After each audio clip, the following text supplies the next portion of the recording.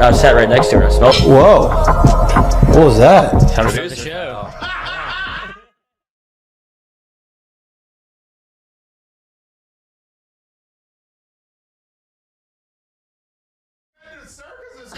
I'm waiting. Like, I don't even know what I'd be doing. Now, when you do go to spring training, are you going to bring your chinchilla and your turtle? My dad tell you about it? In the SEC is, God, they hate fat people.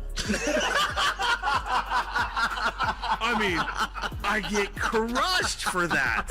You know what I mean? And it's like, come on, man. Hey, just the South, bro. You got a bunch of food down here. Like they're all fatter than I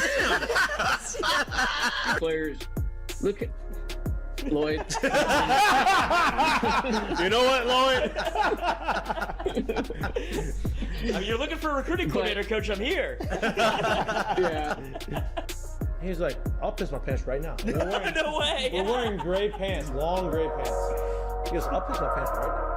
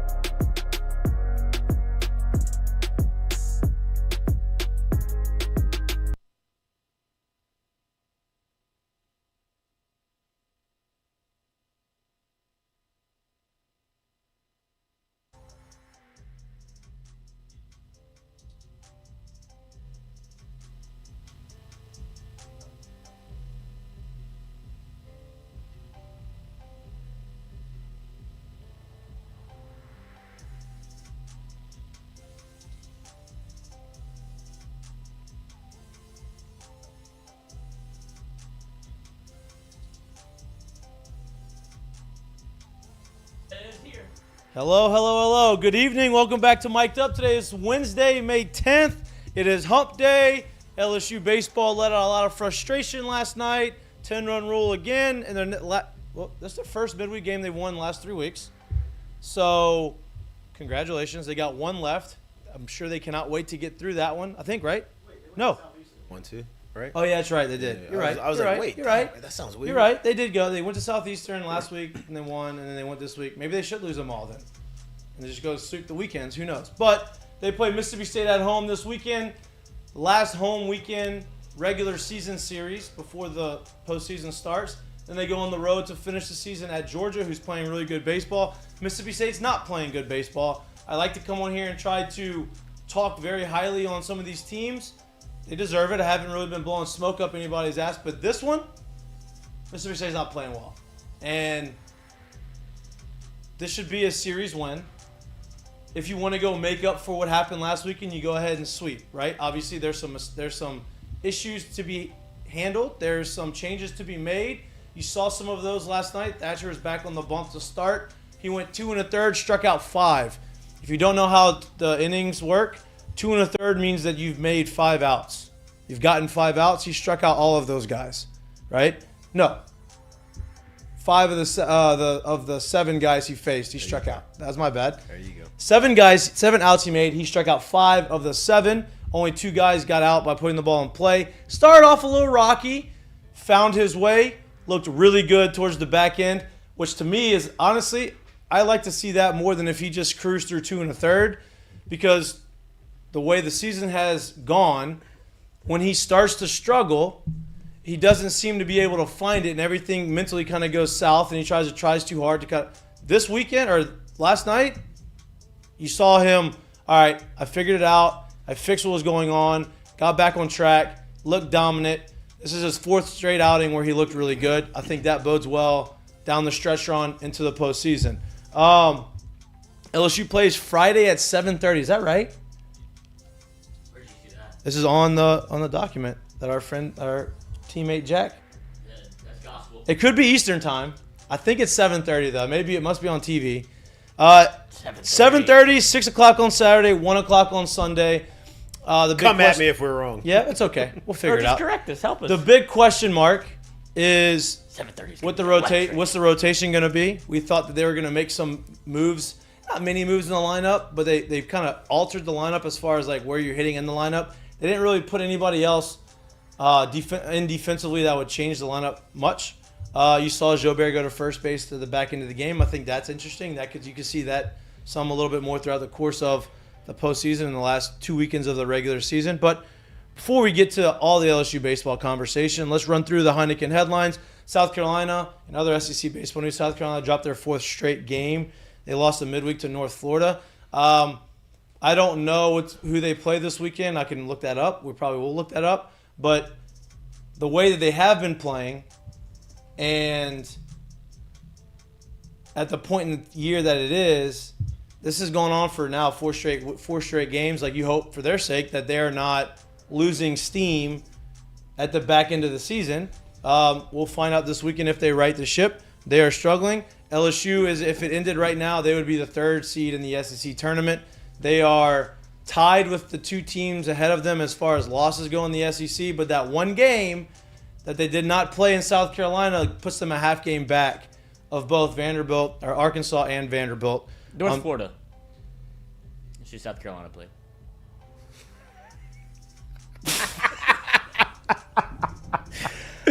What did you say? I asked who they play this weekend, but Oh, we can find that out. knew He they literally played- just said they lost to North Florida.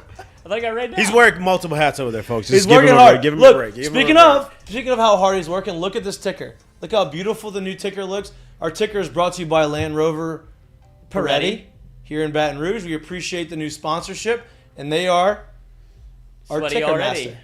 Oh, I like They that. are our ticker master. They are present. They are present on the ticker. We've changed the ticker. Thank you to Land Rover and Peretti. Thank you to Jared Mitchell for introducing us to the relationship that you have there. I'm glad that you bought the White Ghost when you signed. Yeah. I'm glad that you now have your new car from there. This has been an ongoing thing for a long time now.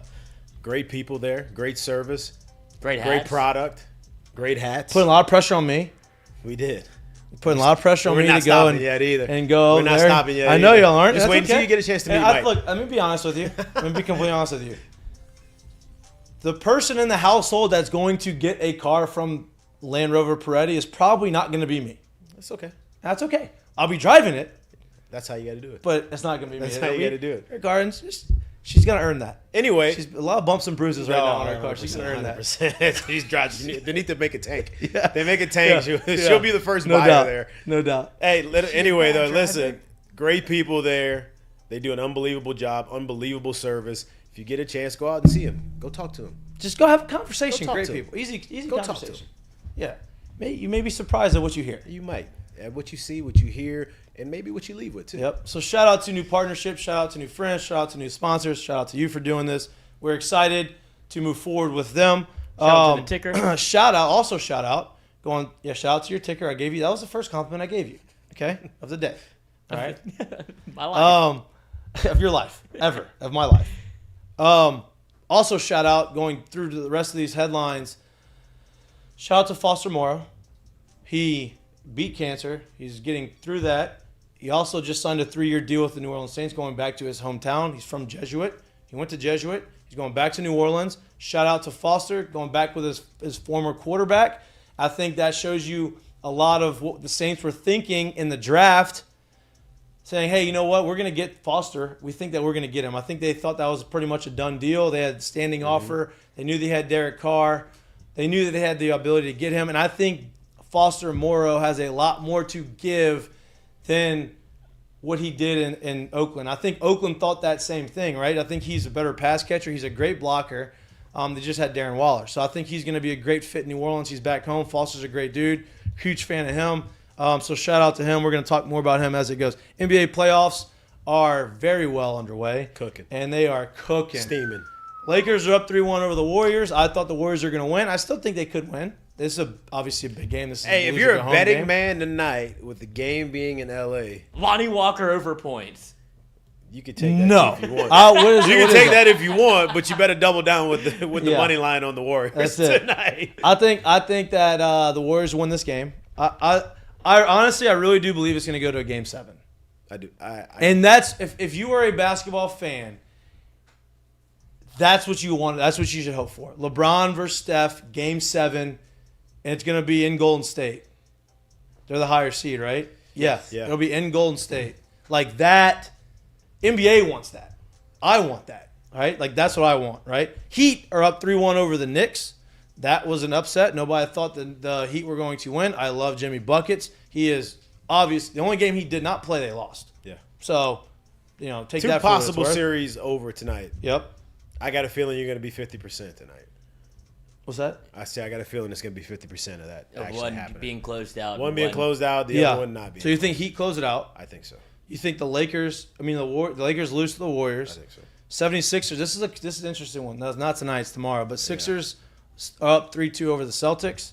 Celtics were supposed to be The team. King Dingling. obviously not doing that right now. They're not out of it. But 76ers and Joel Embiid, MVP of the NBA, is doing really well. They're playing really well. They're up 3-2. Nuggets are up 3-2 over the Suns. That has been a fun series to watch as well. And we're going to see how that plays out. What? Kevin Durant has terrible body language. The Slim Reaper? You don't like the Slim Reaper? You didn't see it whenever Devin Booker was cooking and he took a jumper over two people made it, and Kevin Durant didn't set a screen, didn't do anything, didn't call for the ball, didn't go for the rebound, just walked back on defense. He knew it was going in? No Selly. He knew it was going in. It was It's ISO ball on both of them, man. That's all yeah, they got I think right they're now. I think they're jealous of each other. No, I don't think that's I don't think so at all. I think they just structured that team for 2024. Like they Yeah. said, hey, we could get KD, we'll take him right now, And we'll figure out the other pieces. Figure out the rest down Yeah. the road. And one more for Lakers Warriors. Lakers up 3-1. If Steph wants to have a legacy defining This is series, it. This is it. You You flip come all the way script back. and do what LeBron did to you, No doubt. and come back from 3-1. That would be great. A great That would be storyline. Awful.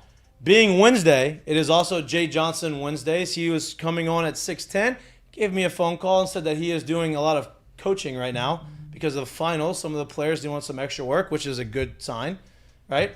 And so he's doing some things. He said he's going to be on the show. He will let me know when he is going to be on the show, and when he is, we'll let you know. We'll get him situated, and we'll have a video call. But it is Jay Johnson Wednesdays. All right. Well, before he gets on the show, right? Let's have our own conversation about baseball, about a little bit about last night. It's hard to talk about midweek games sometimes because hold on. I sent him the link. He said 5 minutes. He said 5 minutes. Perfect. All right. It's 6:17, so 6:22. That would be 5 minutes. Just Yep. see. I don't like. It's hard to judge midweek games as far as how it goes because it's a midweek game. Most of these midweek games you're supposed to win, and it's just you don't want to put too much stock into it. What I do like is the offense went out there and they took care of business. They swung the bats really well. They were driving the ball to the ballpark. It was kind of one of those pad the stats games, which is great coming after a weekend where you didn't score as many runs as you would have hoped. I liked watching the pitching staff, right? Because that's one thing that you can't evaluate. Are these guys going to throw strikes? Pitching and defense. Yep, pitching and defense are the one things that are constants. You can always look at and say, okay, you can control this no matter who you play. Throwing strikes, Thatcher got off to a little bit of a rough start, righted the ship, and looked really, really good through the rest of the game. His outing, obviously Blake Money goes up there. He got hit a little bit, but he throws strikes. That's the most important thing. He filled up the zone, and if he can continue to do that, you could maybe start to see him pitch a little bit more over the weekends. I don't know if that's in the cards. There's a rumor going around that there's going to be a new starter on Sunday. And I think that we all knew that there was probably going to be a change on Sunday. We just didn't know who it was going to be. And I think the name may surprise you. And I don't want to say who I think it is or who I've heard it is because it didn't come from anybody on the staff or anybody on the team. But maybe we can get out of Jay when he comes on and see if he has made a change to that Sunday spot in the rotation. Again, people are looking at Thatcher, and everybody knew coming in how good Thatcher was supposed to be as a starter, how good he was last year as a starter. So everybody's going to automatically jump to, hey, let's put Thatcher back in that rotation spot. I disagree right now. I'm not saying all the way, not going to happen, but this guy's throwing well. He's kind of found something a little bit out of the bullpen on the weekends. I know he started on Tuesday, but let's keep that momentum rolling. Let him continue to find it, and then if Jay feels like he's taking that next step, he'll probably put him in as that rotation piece. If we wanted to put it on the poll, what choices would you put on there to be the Sunday starter? As far as for who the Sunday starter would be? Well, I could tell you can go with Thatcher. You could probably go with Christian Little. I mean, you could put the two that's been there. Yeah, You put could the probably two that's put been there. Javen Coleman on there. Put Coleman on there. You could probably put one other. You could put.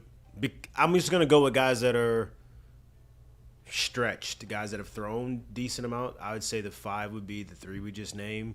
Javen Coleman. You could probably go with Blake Money.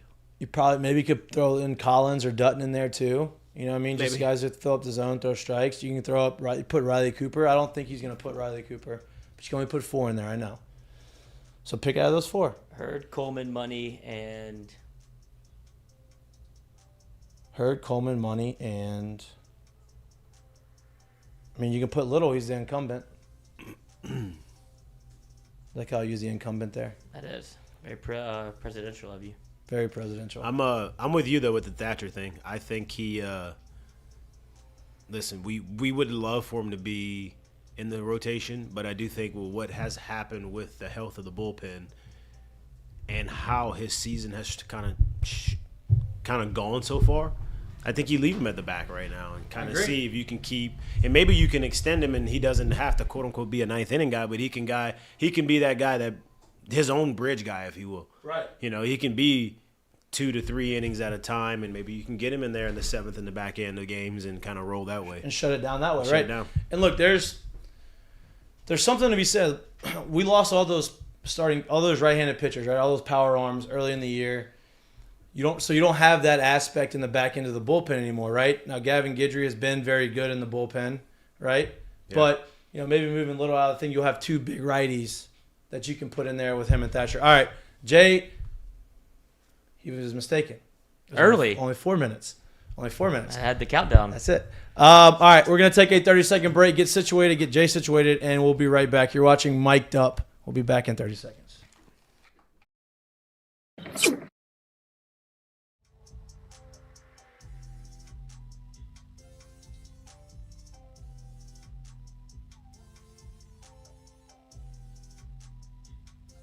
Dozy Place is located on 3723 Government Street.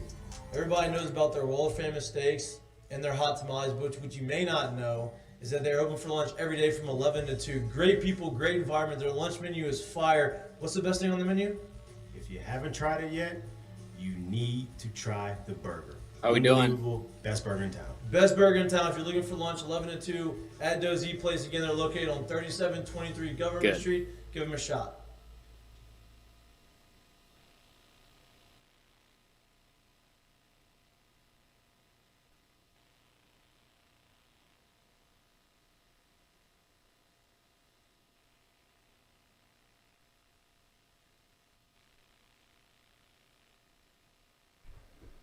Welcome back to Mik'd Up. As we said before the break, it is Jay Johnson Wednesdays. LSU is coming off of a midweek game, a 14-4 midweek win all over Northwestern State, rebounding from their first conference series loss of the season. Like we do every Wednesday, we get to talk with Coach Jay Johnson. I'm very excited. Coach, I appreciate you coming on the show. I also appreciate the extra work that you take the time out. These guys, look, studies come first. Student, athlete comes first, right? The student part comes first. They did it. They go to the field, get their work in. Got to admire the work ethic. Got to admire it. Coach, I appreciate you coming on. Love the hat. Love the look. You look good. You just got right off the field, didn't you? Just This came is right straight off out the of field. the cage right here. Just I came love right it. out of there. Right from the cages. I love that. I love that. All right, let's get to it. You elected to start Thatcher last night to begin the game, right? Obviously, he's been coming out of the bullpen. He started last night. Started a little rocky. The first few guys, maybe took him a little while to kind of get the rhythm, but then he caught fire, figured it out, looked really good over the two and a third innings that he threw, struck out 5 guys. What did you see from him? I think for me, I love to watch him actually go through a little bit of that struggle and then figure it out and then right the ship, because that's kind of been the thing that you weren't sure about, or we weren't sure about throughout the course of the year. What did you like about his outing last night? Yeah, I liked everything. Gave up a leadoff single to Elkins, who's the career hit leader actually at Northwestern Yeah. State. And then we walked the next guy, and I thought some of those pitches were close. I don't know if they were strikes, but it wasn't like a out of the zone. Then we had a weak ground ball and then a pass ball that scored a run, and then just went out to the mound and just made sure he was dialed to finish the inning strong, and he did. And it was a great example to the rest of our pitching staff of just keeping it small. And then he really caught rhythm there. I think he struck out the side in the second, and then we had a few more pitches, so we had him go get the leadoff guy of the third, and wanted to have him available for the weekend in full capacity. So we decided to make a move. But I thought he pitched great. Coach, watching you come out to get him last night, I could tell you were pleased, and I would imagine it's probably not just what he did last night, but probably a culmination of how he's thrown his last few outings. Also seeing the look on his face didn't seem like someone who was relieved or surprised that he was able to do what he did. There was a lot of confidence there. Can you speak a little bit about how he is right now mentally and where he's at with everything? Yeah, for sure. I think just from a performance standpoint, a really good outing last night. Obviously had a really good ninth inning on Friday to close it out against Auburn. Really good save situation, 5 up, 5 down against Alabama. Pitched really good against Nichols to start 2 weeks ago, 1 inning, 4 runs. So the good outings is what we're accustomed to and what I knew we would get eventually when we got here. And I thought last night was a good example. Like, I went out to the mound in the first inning, and I could just tell he was totally in control of himself, and came back to the dugout just thinking like, hey, we're fine. And then he struck the next 2 guys out, and we were off and rolling. And then he struck out the side. Just the control of himself, very impressive. The growth in his execution, very impressive. And the reason we wanted to get him out there is because he only threw 1 inning the weekend before, and he's starting to become one of our best pitchers, which is not a surprise to anybody here. Because you shuffled up the lineup a little bit. Obviously, you didn't put a lot of new guys into the lineup, but as far as where they're hitting in the order, you moved, Thompson down a little bit, and you moved Beloso up, and you have Travinsky right in the middle. Obviously, that happens, that shuffles. But I think what was interesting was later on in the game, you moved Jobert from right to first. Right, obviously, you played some third this year. Is that something that we can maybe see moving forward if you want to see how he can handle it based off of matchups and just to kind of have his bat in the lineup? I don't know. I thought we had the game in hand. Yeah. I really did, especially with the amount of pitchers we had available at the end of the game. If anything would have got hairy last night. And frankly, I wanted to get Paxton Kling and Ethan Fry in the ball game last night. And we think Ethan's turning into a really good outfielder. But Braden hadn't played as much recently, meaning last weekend. Right. And so I wanted to continue to give him at bats. I thought his 2-run single with 2 strikes and the bases loaded was the biggest hit of the game last night because we picked up 2 RBIs, and then Thompson immediately came up and hit a 3-run home run. So it was kind of a combination of, I thought the game was in hand. I wanted to continue to get him another at bat or 2. Wanted to get Ethan and Paxton in the game. And so that was just kind of the way to do it. Then it became, okay, who's better at first, Jobert or Fry? We didn't really have a great answer for that. So, we were willing to risk it for an inning or 2 last night. Coach, go ahead, no. I want to go back to last week and just for a little bit. I don't want to go back and harp too much on what happened. Obviously, everybody, you saw it, you spoke on it. But it was the first time y'all have lost 2 games in a row all year. It's the first series y'all have lost all year, right? And the only way I like to try to relate and correlate what my experiences to that, right? In 2009, we did something very similar. The fourth to last weekend of the season, we lost to Tennessee at home Saturday and Sunday. First time we lost 2 games back to back. The next weekend, we made a lot of moves just defensively because that's what needed to happen. I'm not saying that you're making a bunch of moves, but from that point forward, we went 27-4 to finish the season. The message was heard. We figured it out. We were similar to what y'all are, very basically teaching ourselves, right? We understood what we needed to do, and we had the mission at hand. What is the message to the guys, being that they were so successful, they've won games so much, but then they towards the back end of the season, they slip up. What was your message to them?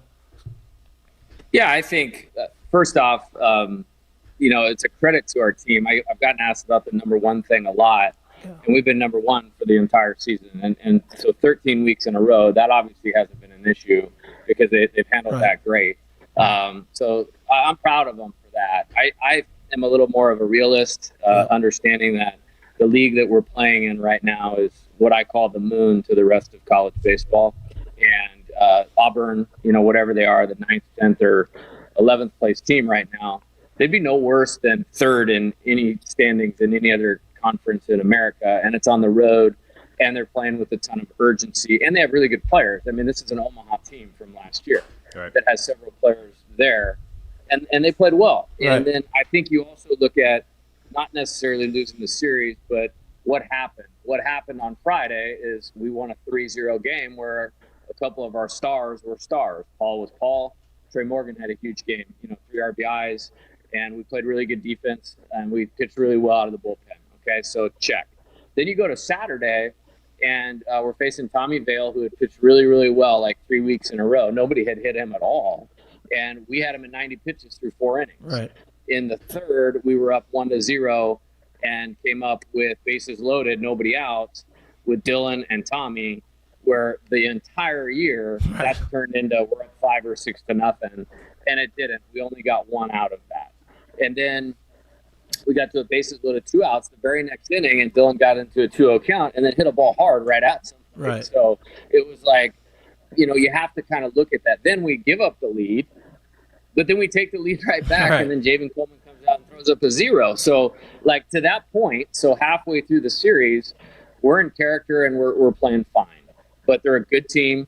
Javen lost the strike zone a little bit. Bryce came in and didn't get anybody out. And we got, dug ourselves a hole, and then kind of got back into it where we were actually 1 ball away from Dylan coming up with the bases loaded and the tying run on second base. So Saturday night, it's a loss in the SEC for me. And then Sunday, we just got, pummeled. We didn't give ourselves a chance to win with walking 6 guys or whatever it was in the first inning. And, for the first time all year, the offense didn't respond. So, like, when you look at it in that context, then which is what I do, then we just attack those things, and then we move forward. There is zero issue with motivation or urgency with our team. We lost an SEC series on the road to a good team that played really, really well, and so we're just going to attack the things that we need to do better. Yeah, I mean, y'all are half game back from the West, half game back for the overall lead in the SEC. Y'all are right where you need to be at the end of the season. Is what the goals that y'all set at the beginning of the season. Y'all are right there, right? But part of that reason, you mentioned it in your interviews early in the week, whereas you could maybe see some shakeup within the weekend rotation. Is that something that y'all are still deciding? Have y'all made a decision? I'm not saying you have to announce it. I would love for you to tell me if you haven't announced it yet. But is that something that y'all already know, or are y'all still trying to work through that? Yeah, it's kind of been a busy day around here, and so after I'm done with you guys, I'm gonna hop in the shower and then spend all night on Mississippi State and all day tomorrow outside of practice. Paul will pitch on Friday, and then I'm not sure what we're gonna do after that. Now with Ty, I think that's as good as you can pitch, for 3+ innings the other night, and I'm really excited about that. I think we got some awareness at where some things went wrong. And, the other part of that is, like I just mentioned, the top of the 4th inning right there. If we bust that game open, it leaves us the flexibility to just let him work through that. And I think he might have worked through that. And so that's tough, but I have a good feeling about where he's headed. I'm very comfortable with him. But how we structure, who starts and when guys come in, like if I'm the coach, that's usually going to be always under evaluation, because the only game that matters to me is the game that's in front of us. And at this point in the year where you're hunting 1 win at a time to give ourselves a chance to play postseason baseball at home, that's how it's going to be. So, who starts the game, not really relevant. They need to be able to go out and execute with pressure on them and execute pitches. And, I think we'll pitch better this week, and I really do. Coach, someone who's kind of had some up and down outings this year, but has played a significant role for the team in the past, had an extended outing last year. I thought he threw very well for what he went out there and did. Blake Money, what you saw him do and his ability to pound the zone, does an outing like last night open up an opportunity for him to see more time over the weekend?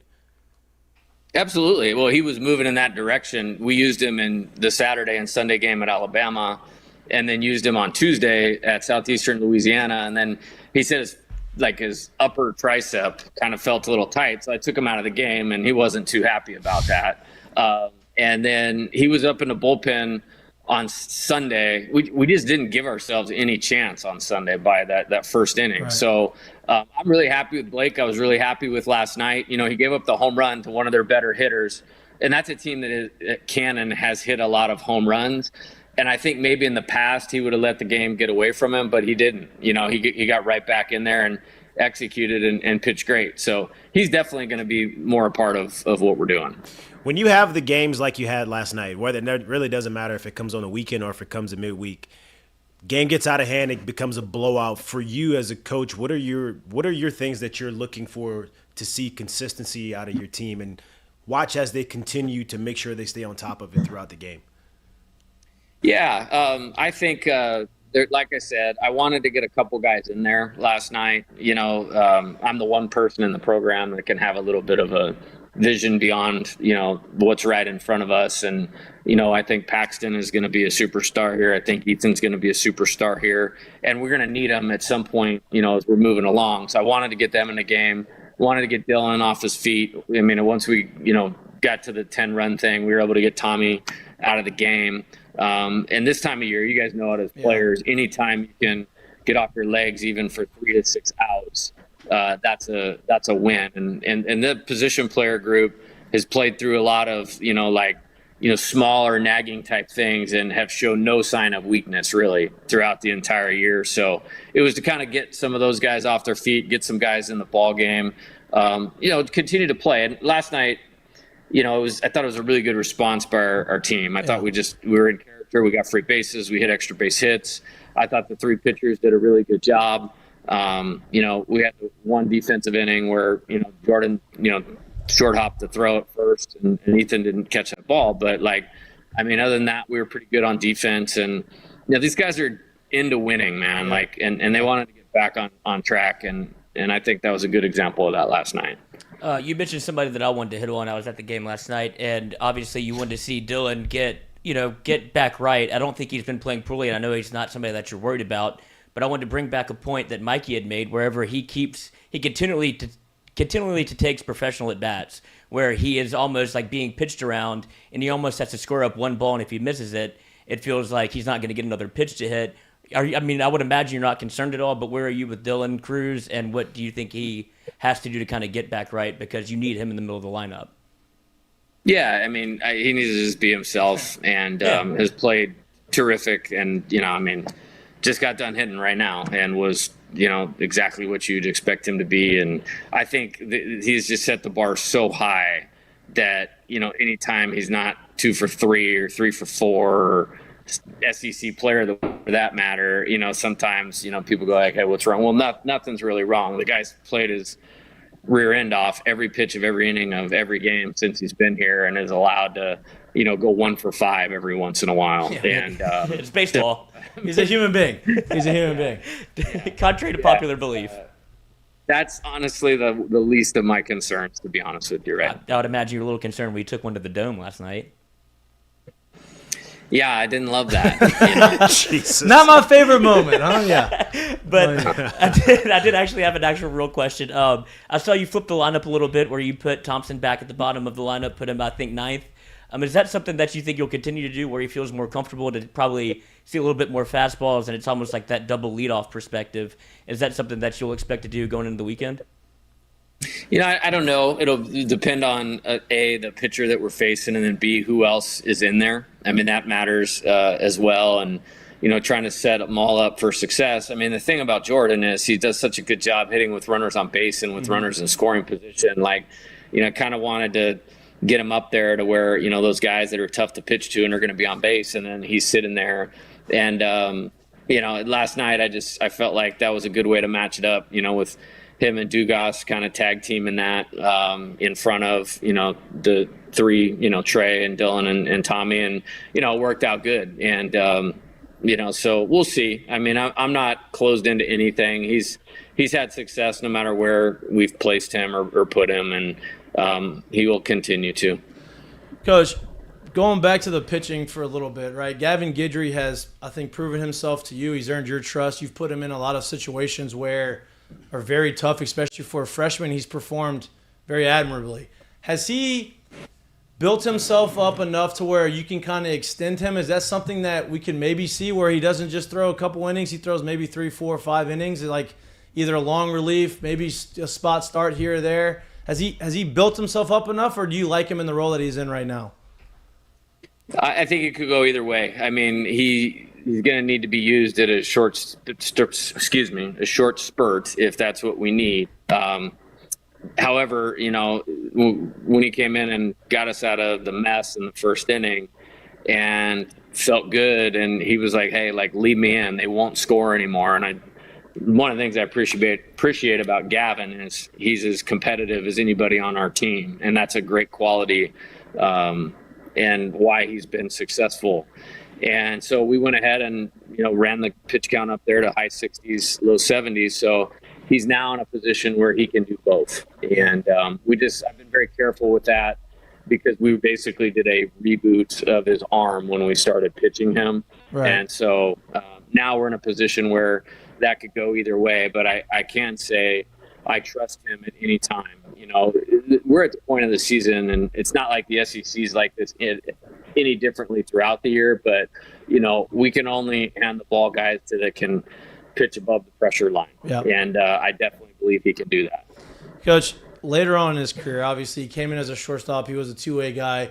Is he a potential? Hey, you're going to play shortstop, and you're going to come and close the game out in the 9th inning. Is that a potential role for him? Like take the tape off later on in his career. I mean, I'd imagine so, right? Yeah, for sure. I mean, I really like him as a defender. I like him as a runner.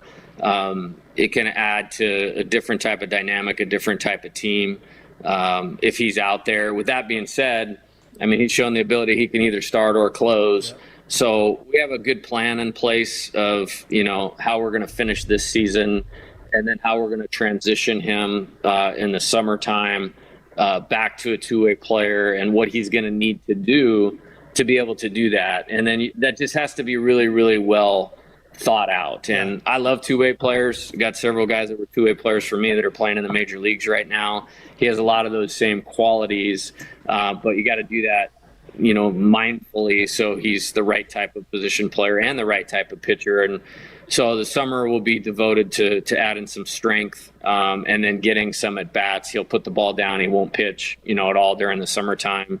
But we got to get some weight on him so he can withstand that. And I definitely think that's where I see him moving forward. Coach, perfection is what you strive for in baseball, but we all know perfection in pretty much every aspect of the game is what you don't get, correct?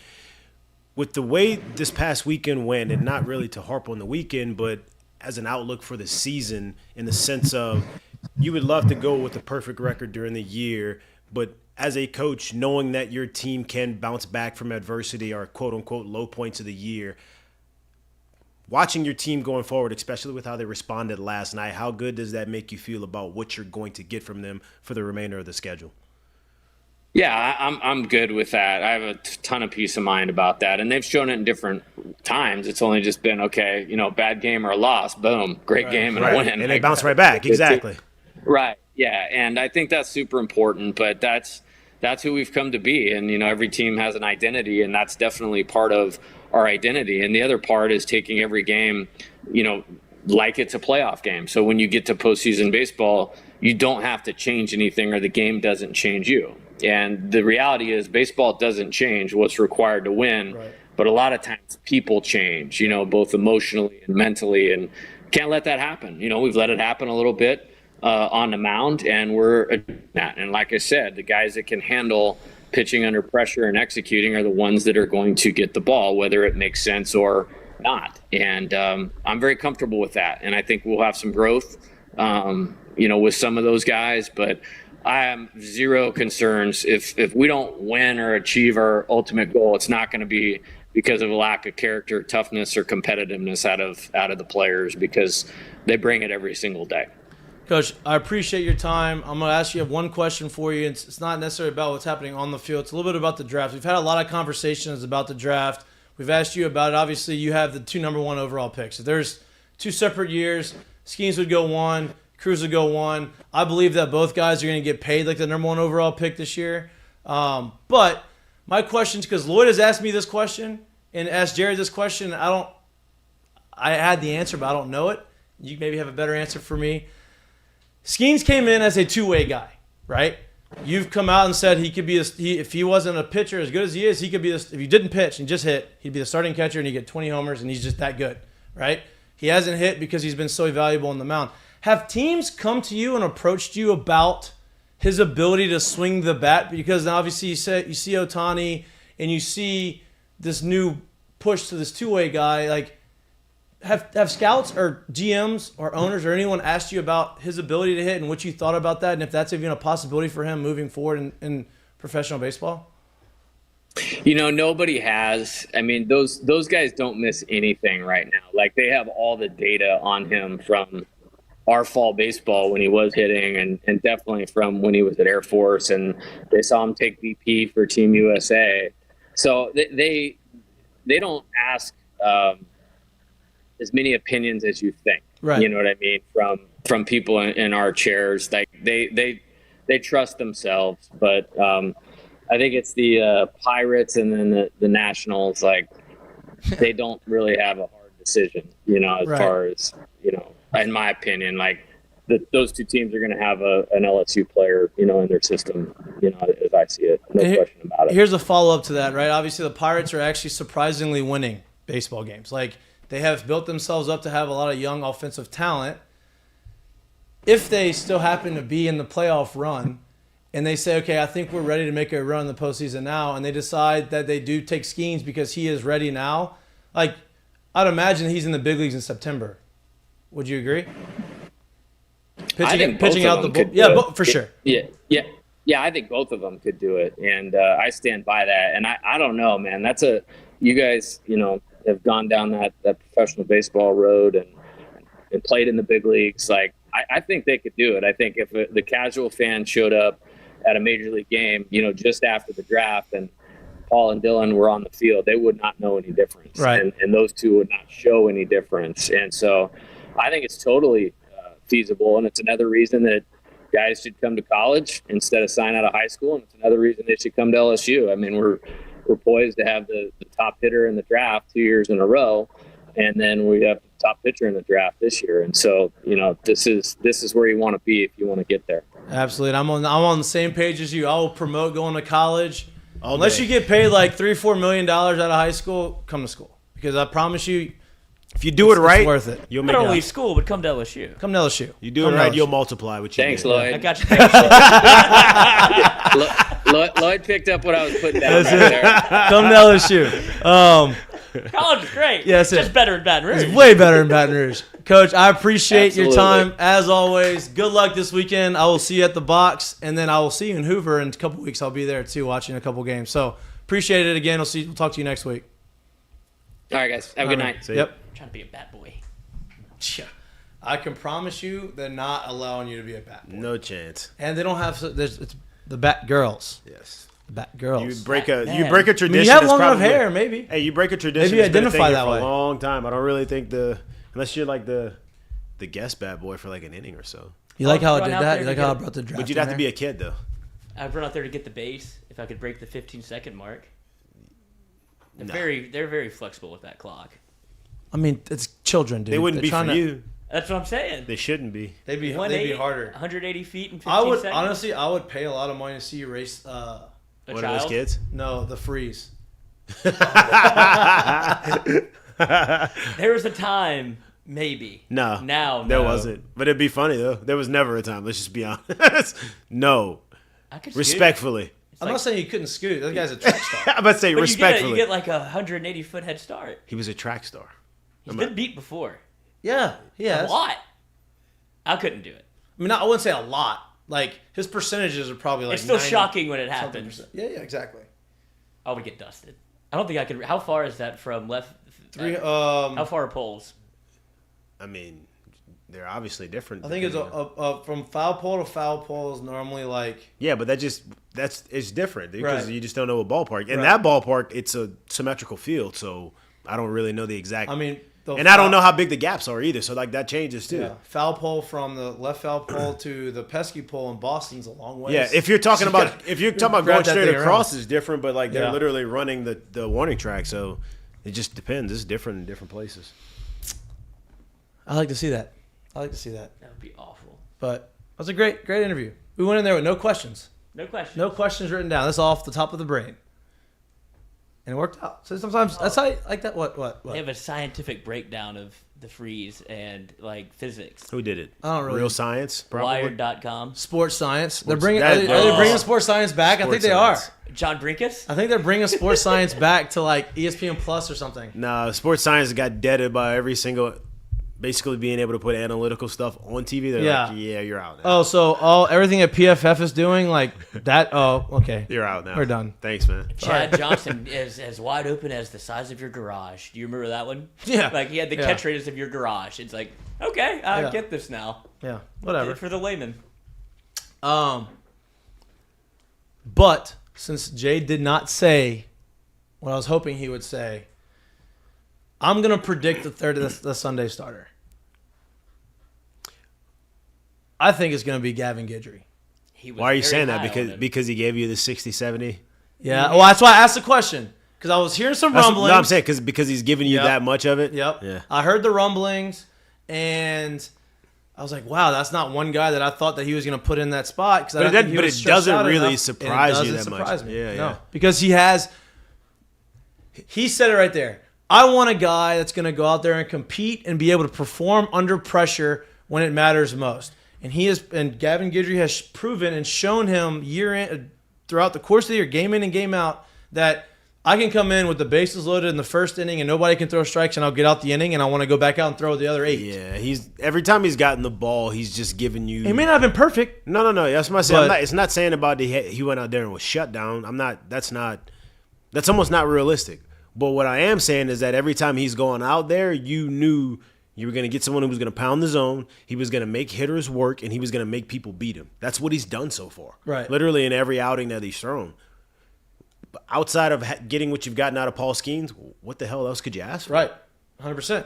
I mean, he said, I didn't realize he got to almost that 70 pitch mark on Sunday. If he's at that 70 pitch mark, he's very capable and Jay's very comfortable with him going 75. Yeah. That's at least 4 innings, you'd imagine.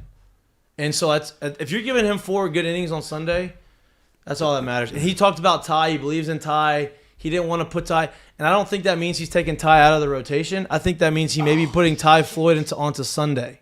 I should have asked him about that on game 2. What? The Auburn coach stole his strategy. Oh, yeah, I meant to ask him that.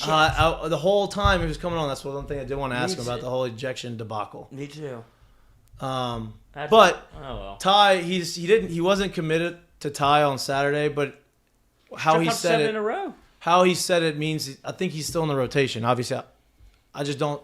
Maybe he's pitching on Sunday. Maybe he says, "You're gonna be our Sunday guy," and then we're gonna have someone in the middle throw Saturday. I don't know.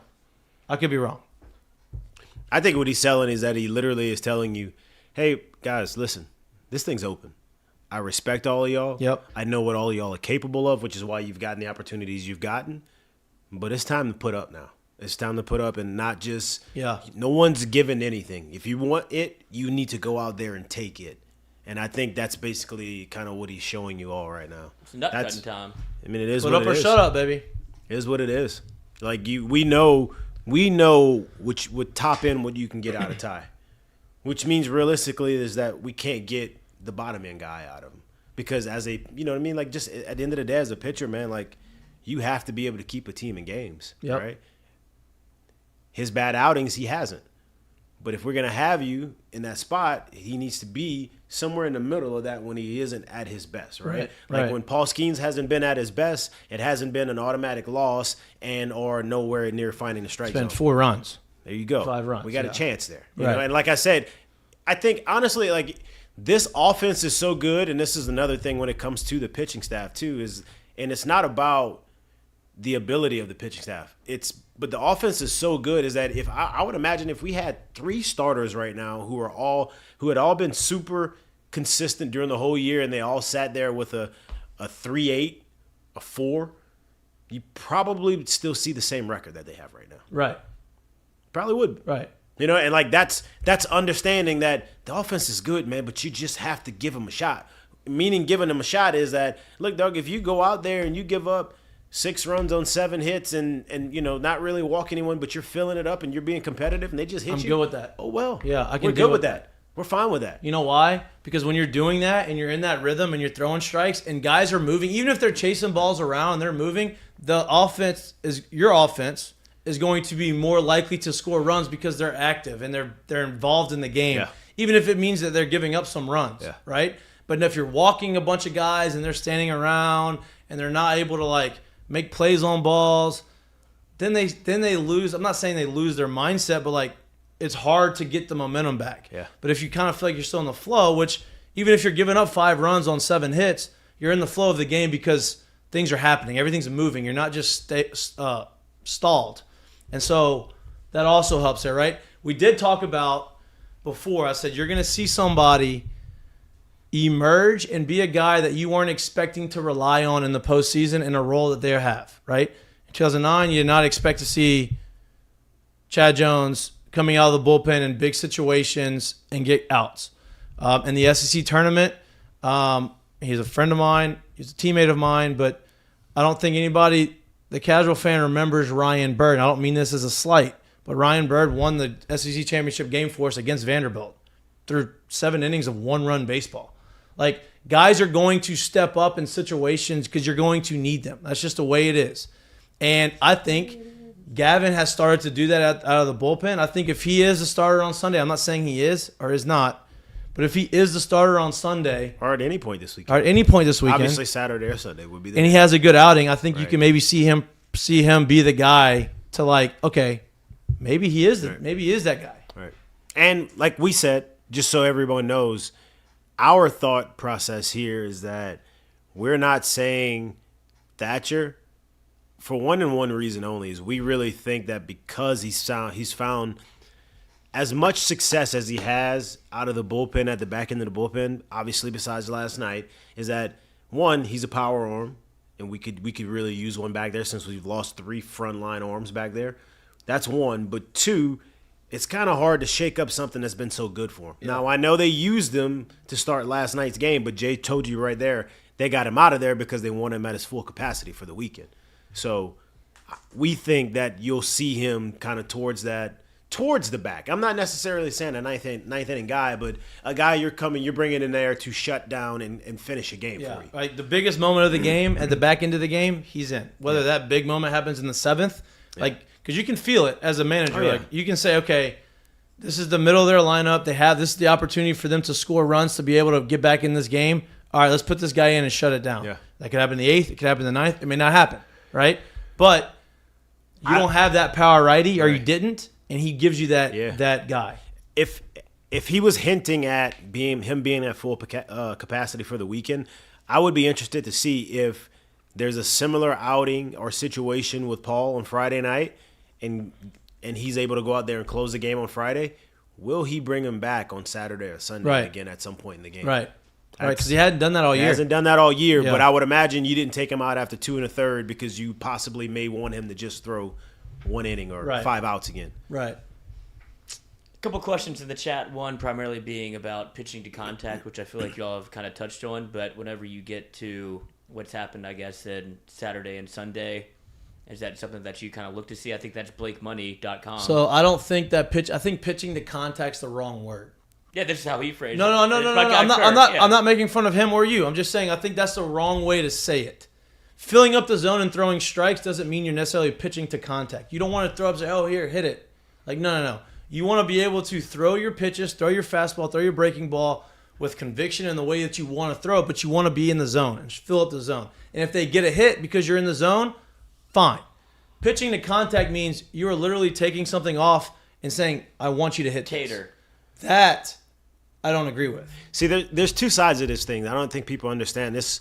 A lot of times happens for hitters as well, but we don't really understand that that's what's going on. Usually when you start struggling as a hitter is you're going well. All right, there's a couple games where things aren't perfect, so now you're starting to fix those things. Next thing you know, something else is broken down, and next thing you know, you're trying to fix 3 things, and next thing you know, before you realize that you're 2 for your last 14, right? And then now it takes you a time to understand, like, hey, stop thinking so much, start playing with your eyes, and start competing again. And then all of a sudden, those things start to fall back in place quicker and they start to play. I think a lot of the same stuff happens to pitchers, right? Where everything doesn't feel perfect and all of a sudden, man, I'm just not putting that fastball where I want. Let me start thinking about it. Then a couple other things fall apart. Next thing you know, you're trying to place the ball as opposed to competing and actually pitching and throwing the ball.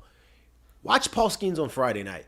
He pitches with supreme confidence, and there is a lot of pitches he throws over the middle-ish of the plate. Yeah. He's not pitching to contact, but he is literally filling it up and letting his stuff play for him. Listen, at the end of the day, everyone doesn't throw 100 to 102 with a wipeout slider, with the changeup and everything. So you might not have 2 strikeouts an inning, right? That's okay. You don't have to have 2 strikeouts an inning stuff.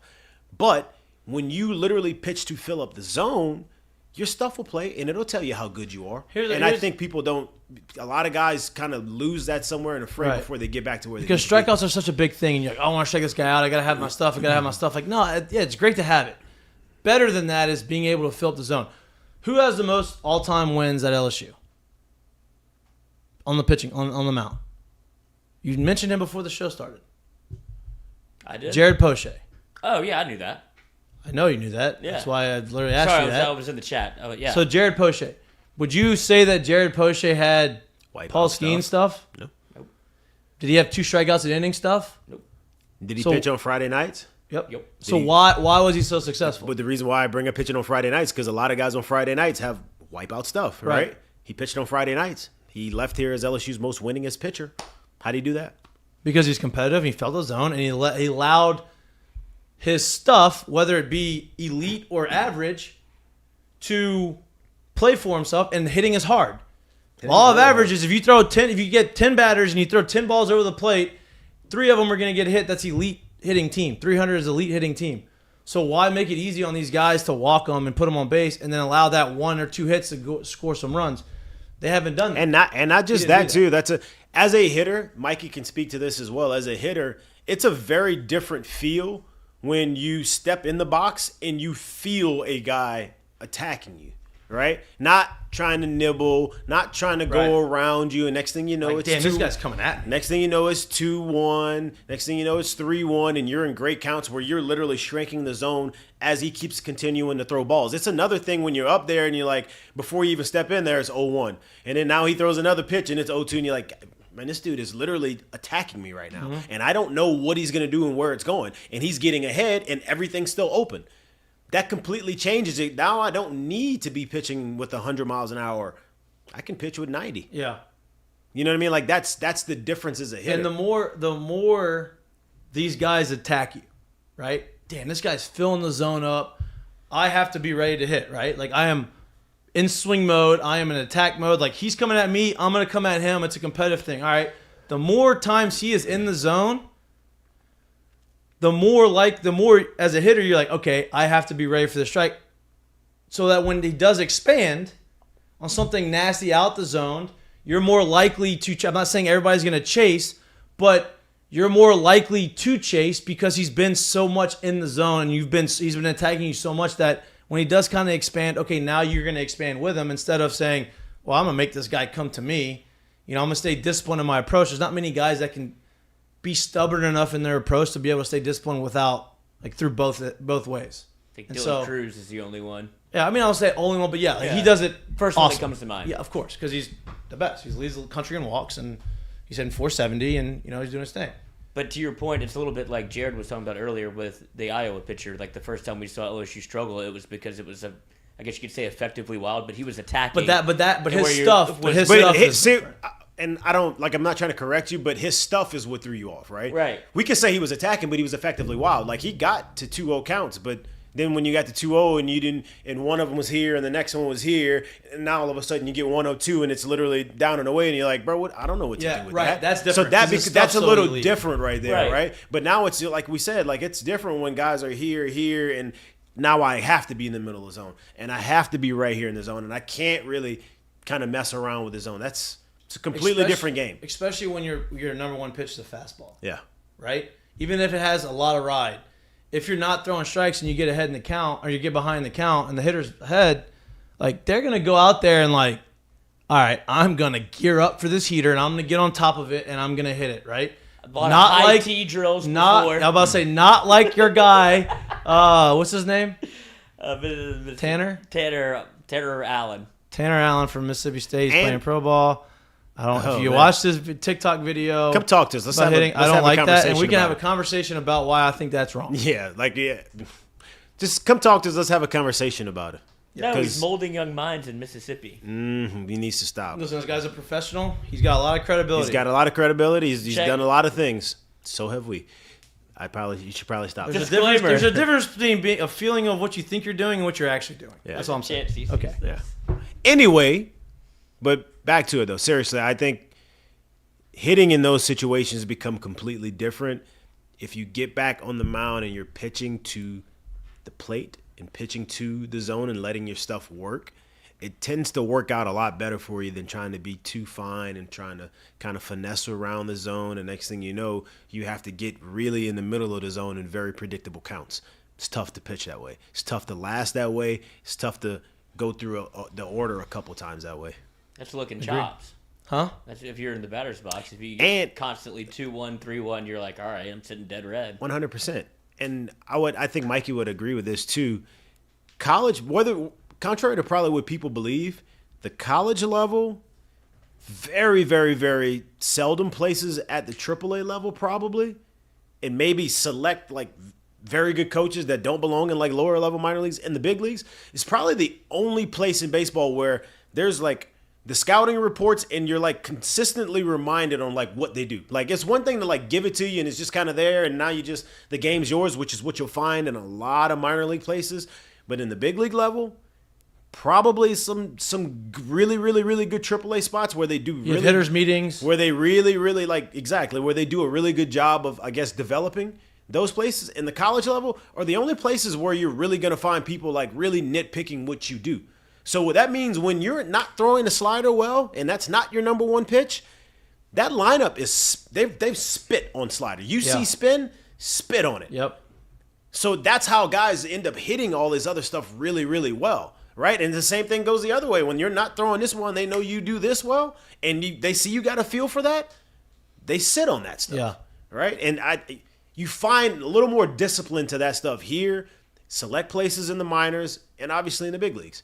And when you don't have it as a pitcher and you're kind of messing around the zone, they pick up on that stuff really quickly. Oh, Jay has, like, anytime they bring in a new pitcher, anytime it's before the game, he meets with the two people, the guy that's going to bat and the guy that's on deck. That's what you do in the big leagues. Yeah, that's what I'm saying. Like, you have that elite level. You have the iPad, and it Mm-hmm. says, okay, this is what he looks like throwing. So the guy's warming up in the bullpen. In AAA, we even do it, but in big leagues, the guy's warming up in the bullpen. That's what I mean. Like, Oh, who's in there? Oh, okay, that's so-and-so. Whoever. All right. We go in the dugout. Pick up the iPad, find him. All right, I want to see him against righties. All right, I'm watching him before I even get to the on-deck circle or wherever. I see, okay, this is how he pitches. This is the sequencing. This is what it looks like. So I'm not surprised when I get up there. Percentage of what he throws and what count. Yeah, and like you don't want to get too in-depth sometimes. But like you don't want to overthink. But for me, I wanted to see, okay, what does it look like when he's pitching against righties? Right. What does it look like when he's pitching against righties with runners in scoring position? Does he like to throw more breaking balls with runners in scoring position? That's usually what happens, right? Yeah. Does he flip it? How does he with runners in scoring position, hitters counts? Is he going to flip it over? That's the new trend in baseball. Hitters counts breaking balls. 3-0 breaking balls are not uncommon anymore. Yep. You see that. That's a thing. Dylan Betances did it to me, and I did not like it. Yep. He almost hit me in the head 3 times and then threw me 5 straight strikes with curveballs. That was nasty. Coming from the heavens. Thanks. Flew out. Thanks for that. After I already got hit once in the head the same game. Not good. I think that's in the trailer. That's in the trailer. Yeah. But that's it. Like there's more. You have more information. It's how you do that. How do you use that information And, how are you able to condense all of that? And different places do different ways. Like I'm not in the clubhouse at LSU. I don't know what they do here for sure, right? But I've seen places that'll give you a starter on the year right now, and they'll give you his stats on the year.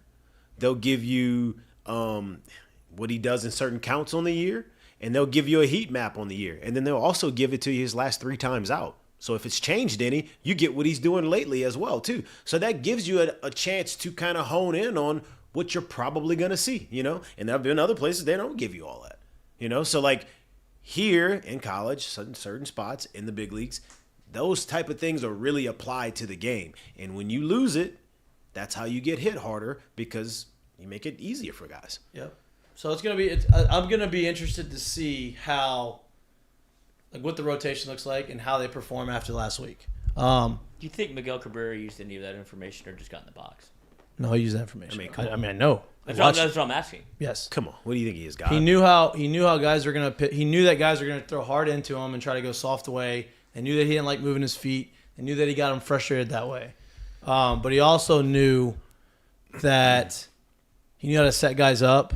Yeah. He knew what he could do and what he couldn't do, and yes. Guys like that, dude. Guys like that, you got to understand when you stand up next to him and you're like, all right, physically that's different, right? That looks way different, but the separator and why he's been so good for so long is because one, he knows it doesn't take much for him physically to do what he wants to do, and two, he's beating you up here every day, every single day. They're the smartest ones about knowing what's going on, and that's how they beat you. That's why when you see him sometimes and a pitcher makes a throws something that's nasty that he wasn't expecting, he swings and he's like, wow, good, damn, you got my ass. Yeah. You got me. I'm the best, one of the best ever, and I didn't think you had that in you, and you got me. Congratulations. You know who else is very good at that is Victor Martinez. Mm-hmm. Victor Martinez was, he was always a 1-to-1 ratio strikeout to walk guy. Didn't strike out a ton, walked a ton, switch hitter. Very hard at bat for pitchers to face. Every now and then, depending on the situation, depending on the amount, he would literally get up to the plate and he would ambush 1 or 2 pitches, out of his shoes to try to hit a homer.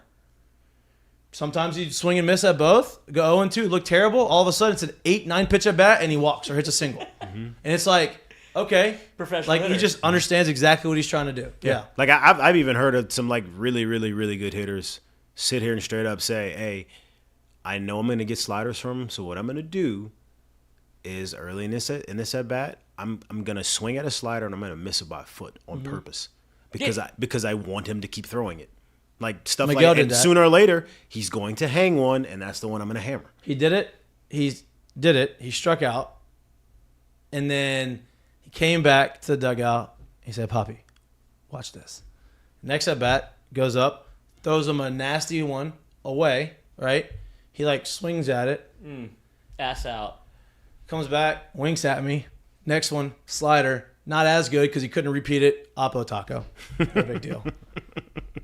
It's unbelievable. He said, "I told you, Poppy, watch it." That's what kind of made me think of the question, is because, just having that feel for I don't need the analytics. I just need to stand in the batter's box, and it's obviously nice to know, but some people don't need that. They just played baseball for so long, and they just have that feel for, all right, I know how to set these guys up. I've been doing this a long time. Yeah, but bro, those dudes, it's always nice to know. No, it's feel, but that's what I'm saying. Those are the dudes that show up.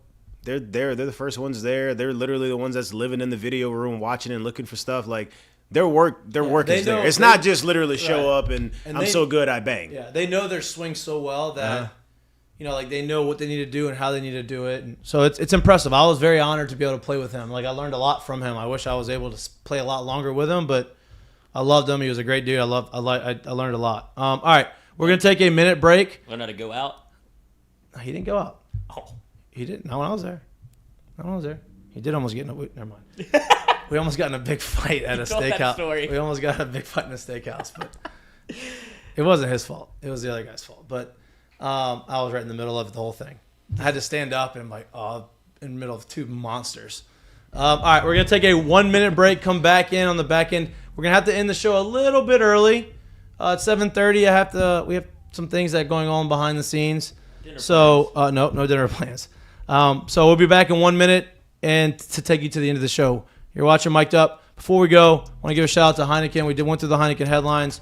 Heineken Silver is their new light beer. 95 calories, 4% alcohol. Actually very, very, very good. If you haven't tried it, go and try it. It's in any store. They're promoting it very well. It's canned very nicely. Go give it a shot. Also, the Jay Johnson interview is brought to you by our friends down at EVCO Development. EVCO Development is a civil construction company based out of Lafayette. If you need any of site drainage, site utilities, earthwork, site clearing, house pads, anything like that, they are your guys. We have gotten whoever's in Lake Charles that asked them to come give them a quote based off the show. We appreciate that. It makes us look a lot better. Please keep doing it. If you're interested in EVCO, call the number at 337-534-4675. Again, the number is 337 534 4675. That's the first time. Look at that. Edo You're watching Miked Up. We'll be back in 1 minute. in the chat just had a little hurricane hit him, so hit up our boys at There you go. Site clearage. There we go.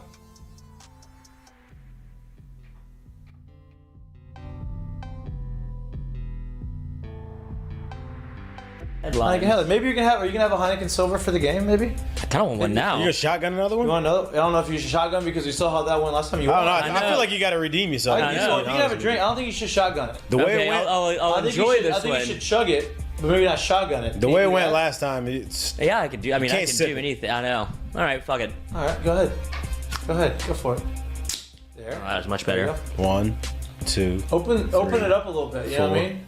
5, 6, 7, 8, Okay. 9, Okay. It's 10, now it's starting to drip. Now 11, you're struggling a little bit. 12, It's pretty good. 13. It's not bad. I'll give you Not a bad. 12 and a half seconds there. How was it? Was it good? Delicious. You Good, can't very do that With a regular one. with a regular one. Right. You can only do that with the silver. The silver, why? Because the silver's lighter. It's got Lighter. 95 calories. It's pretty crisp. I Now, res- that's not even. That wasn't even cold. I know you don't necessarily need a cold beer. That was room temp.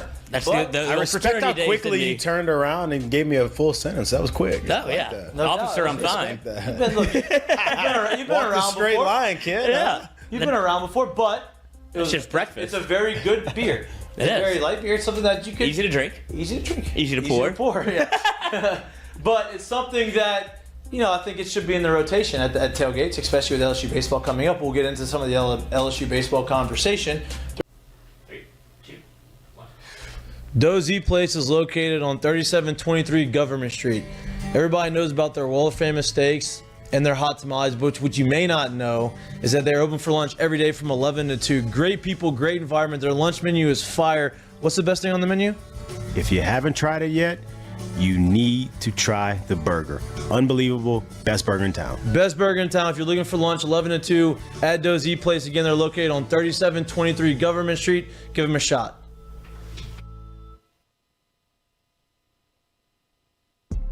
Actually, you know what? Let's go. Welcome back to Mic'd Up. We appreciate everybody tuning in to Jay Johnson Wednesdays. We appreciate everybody tuning into our show. We love having the show. We couldn't have this show without you. If nobody was listening and watching it for the course of the last 15 months, probably wouldn't still be here. Just under 100. Just under 100. But so we appreciate that. We appreciate all of our sponsors. We appreciate our new sponsor at Land Rover. Yes. At Land Rover Peretti here in Baton Rouge. Great people. Putting a lot of pressure on me to spend some dollars. Coin. So Get off I'd the like to wallet, continue guys. to keep. Palms are sweaty. I like to continue to keep making some money doing this, Peretti so that I already. can spend some other money somewhere else for my wife, not me. But with that being said, like I said, we have to end the show a little early at 7:30, so we're going to go through the segments. Lloyd's segment is Mistake of the Day, brought to you by Dozy Place. What we got today, Lloyd? Our mistake of the day is a kindred spirit. I feel like LSU fans can relate a little bit to what goes on in Boston because the passion is there, right? We've all met Jack Corsedlo, who helped us with social. He said this is just how we are. There's a reason that he also came to LSU, and he's like, I can relate to these people, and the passion is just, it's poignant. So we have a Celtics fan that got kicked out of the her own arena for flipping off the team, and it just got sloppy quick.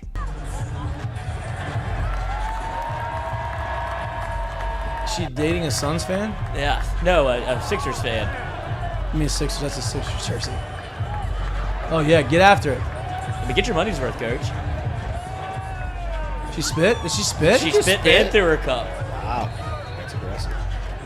but Wow. you've got to love the passion. She got her money's worth. That's for sure. Wow. You're gonna know me before I leave. So That's tough. not exactly Tough tickets. Tough tickets, and it's also a tough look to be dating a Sixers fan and getting kicked out. And Maybe that's why she got kicked out. Maybe that's why they weren't as lenient with her, because you got a Sixers fan next to you. But she, Tough. to spend that money. Be able. If you're from Boston, I'd imagine you'd be able to hold your alcohol. If you're from here, you probably should be able to carry your alcohol. But it's inevitable. Happens to the best of them. Happens all the time. Happens to the best of them. Yes, it does. Everyone's been So there. I've heard. Everybody's been there. Not me. Yeah. Right. Mr. I can't funnel a beer. Oh, okay. Yeah. Yeah. I told you, it didn't happen to me. All right. Curtain calls. Brought to you by our Did we have friends. our first unison curtain call? Oh, we've had a unison before. Our curtain calls are brought to you by our friends at Assured Partners.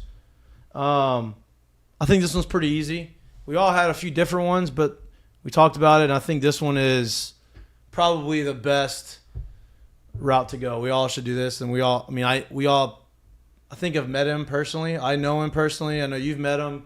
Mitch knows him. We talked about him to begin the show, but curtain call to Foster Morrow. Beating cancer. I think is it Hodgkin's lymphoma? I think he was Hodgkin's lymphoma, got diagnosed with it at his physical with the Saints. And so stepped away from football, has gotten a really good prognosis. Is it prognosis? On what's going on. It looks like he's going to be back on the field a lot sooner than he even thought. And then he just goes ahead and signs a deal with the Saints. The Saints were very confident. They had a standing offer with him even through this whole thing. I think that's probably why they knew that going into the draft. They kind of felt like he was probably going to sign there. He's going back home to New Orleans, back to Louisiana. And, Back with Derek Carr. I just couldn't – you can't draw it up any better. I'd expect him to have a really big year. And the Saints need a tight end. And they need a tight end. So shout out, Foster. Curtain call. Pray for you. Love it for you. Excited to watch you Beautiful, man. in the black and gold. That's beautiful, man. Yeah. Beautiful. I love it. That's it. That's the show. That's a great show. That was a great show. We did well. Short, sweet. Really, that wasn't that short. Hour 20 is a long show. Good luck to you today. Thank you. It's going to be, I think it's not going to happen today, but, At some point. trust the Shit process. or get off You the got to pot. trust the process, right? Like, trusting it. Like the Sixers. Got to work out. Rather you be Did all the right things. rather you be Joel Embiid than Ben Simmons. Yep. You do all the right things. You work hard. You pray hard. Well, yeah, you do everything. You give them the right good product. You give them the right information. And, Stay hard. okay. Shout out David Goggins. Okay. Well, You know he's kind of like a croc, right? That your feet are kind of like he runs on his toes, and those are made to. Do you know what I'm talking about? I know who David Goggins is. Yeah, he runs barefoot, but if you run on like the tips of your toes, like the way he does, you're not really actually hurting anything, but you can't feel it.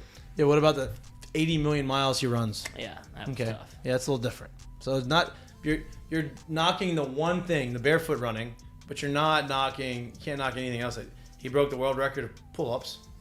I mean, He's not touching that plank record, He runs millions of miles. I don't even know how many miles he's run, but and he yells at you the whole time. Yep. He's a psychopath. He's a psycho. He's what you want. But he's a good motivator. It's what you want for the SEALs. Yep. That's where he belongs. Stay over No there. doubt. Great. Don't be Could you imagine him coaching Lloyd through life? For, Could you like, imagine 1 Lloyd week? even trying to go through SEALs Just training? 1 week, him just coaching Lloyd through life. Ooh! I mean, could you imagine?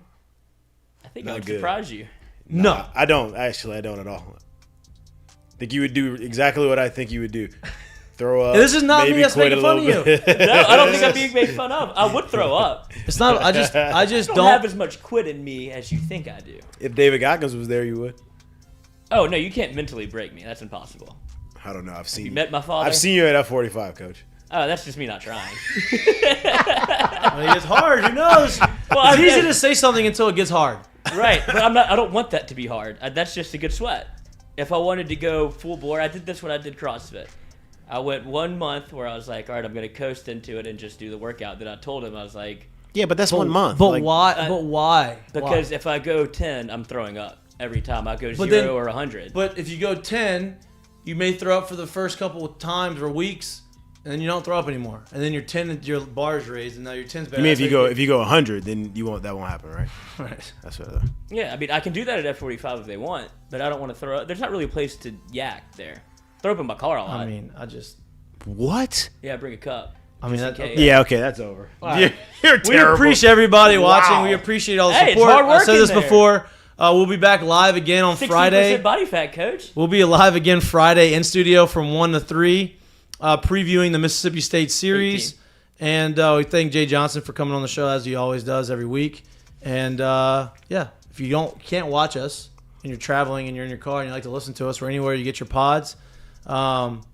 Again, thank you. Like and subscribe to our page. We love you all. Appreciate the support. See you on Friday. And make sure you Peace. never ride shoddy with Lloyd. After the workout. Oh, just drive. No.